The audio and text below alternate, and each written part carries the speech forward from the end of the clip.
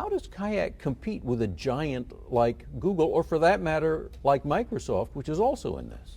I would say the main advantage we have over Google is just extreme focus.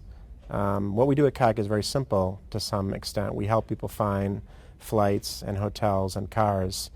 But I think by focusing on that, we've been able to create a product which consumers have really loved. Most of our traffic is self-directed. It actually doesn't come from Google. And I think people just really prefer the product. They find it simpler to use than tools by Google or some of the other vendors. It's a customer focus. It's incredibly customer focused. How does it manifest itself in real day-to-day business life at Kayak? Yeah, so first of all, if you were to look at other companies in the travel space, one of the things different about Kayak is that most of our staff are actually on the tech side.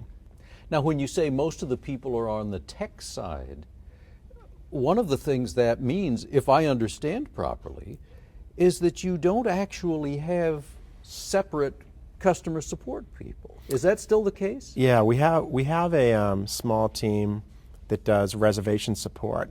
But as far as product support, our product support is actually done by myself and the engineers. And I know that sounds ludicrous because we have millions of people coming to the website every day. Right.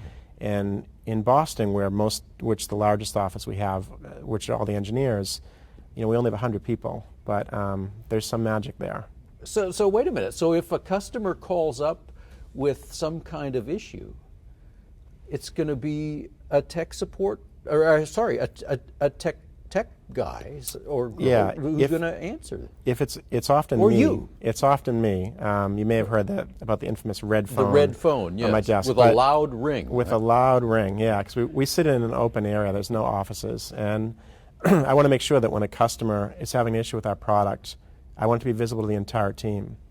And the big secret as to how 100 engineers can support millions of people a day, it's a bit of a tautology. When we started the company, I'm kind of maniacal about customer service. I love talking to customers every day because, one, I want to help them, and two, I learned something from each exchange. But from day one, I made the programmers do the support. A lot of these companies, if you look at how customer input gets into the product design process, for example, you have the customer first tries to contact your website, and that tries to hide them between frequently asked questions or user forums. Then you call in and you get an IVR. The voice response systems are incredibly annoying. Then you finally get a human on the line. They might not be able to help you, and then you have to go to their manager, the customer support manager. Then it goes to quality assurance, QA manager, product management. By the time it gets to a design engineer, there's no more connection to that customer. And so I think that by having your actual designers talk to the customers every day, and not all designers can do this. Some designers are just theoretical, but finding people who have that fire and who want to perfect something is critically important to make sure your product evolves to a path that more and more customers will enjoy using.